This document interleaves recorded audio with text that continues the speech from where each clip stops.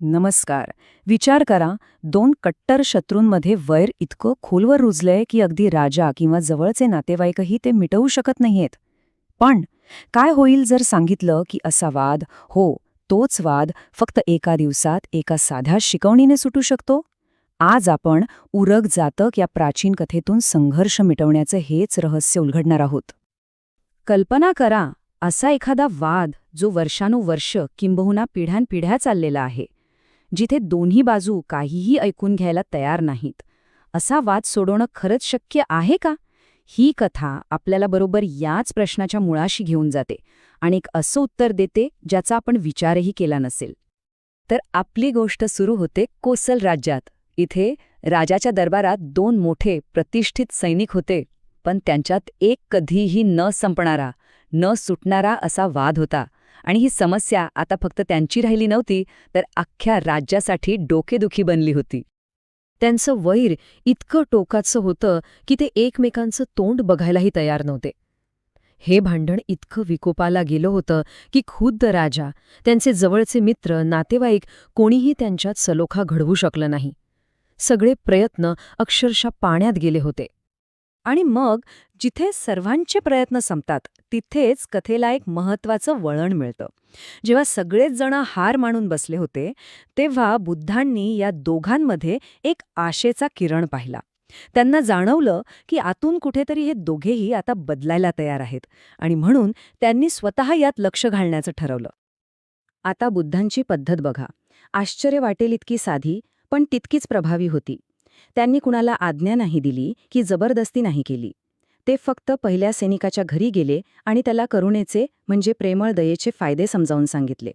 मग ते दुसऱ्या सैनिकाकडे गेले आणि त्याला करुणेचे आशीर्वाद काय असतात हे शिकवलं. ही शिकवण्याची प्रक्रिया होती, आदेश देण्याची नाही. आणि या साध्या पद्धतीचा परिणाम? विश्वास बसणार नाही, पण जो वाद खुद्द राजाही सोडवू शकला नाही, तो फक्त एका दिवसात सुटला. होय, बरोबर ऐकलंय, फक्त एका दिवसात. त्या एका दिवसात त्यांच्या नात्यात जणू काही चमत्कारच झाला. जे कालपर्यंत एकमेकांचे जीवघेणे शत्रू होते, त्यांनी एकमेकांसमोर आपल्या चुका मान्य केल्या, मनापासून माफी मागितली आणि ते पुन्हा एकदा चांगले मित्र बनले. यातून त्यांच्यात झालेला बदल किती खोल होता हे समजतं.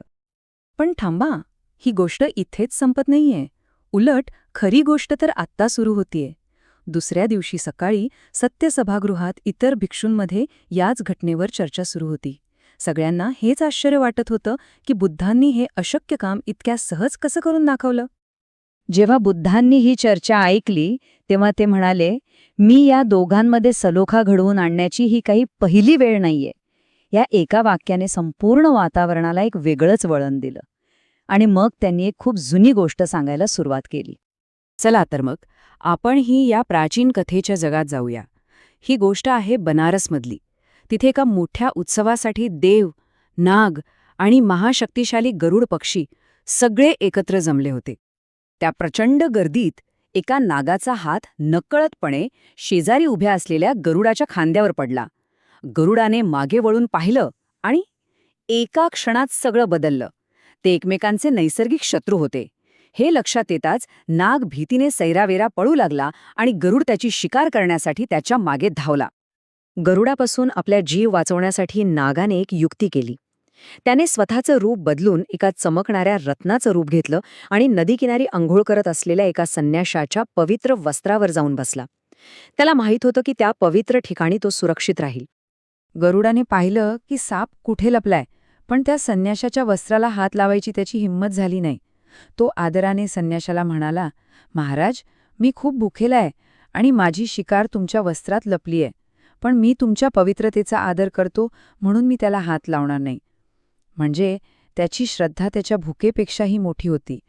आणि मग त्या संन्यासाने केवळ हस्तक्षेप केला नाही, तर त्या दोघांनाही करुणेचं एक असं ज्ञान दिलं जे या संपूर्ण कथेचा आत्मा आहे.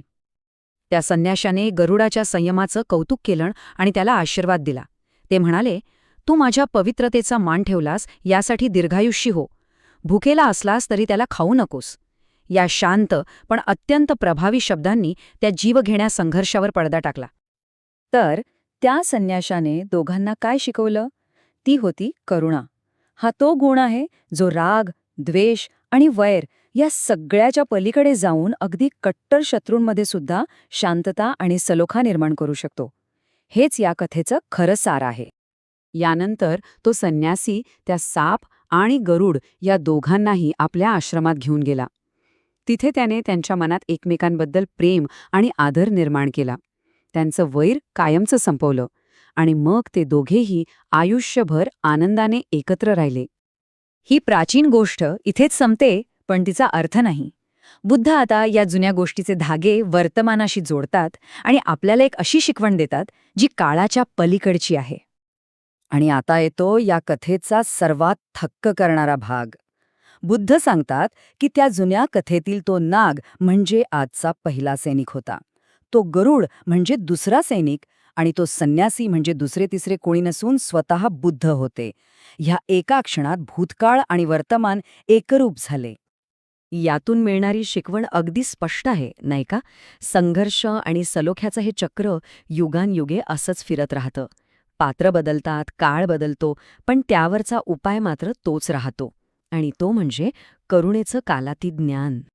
आणि शेवटी हा प्रश्न आपल्या सगळ्यांसाठी आहे.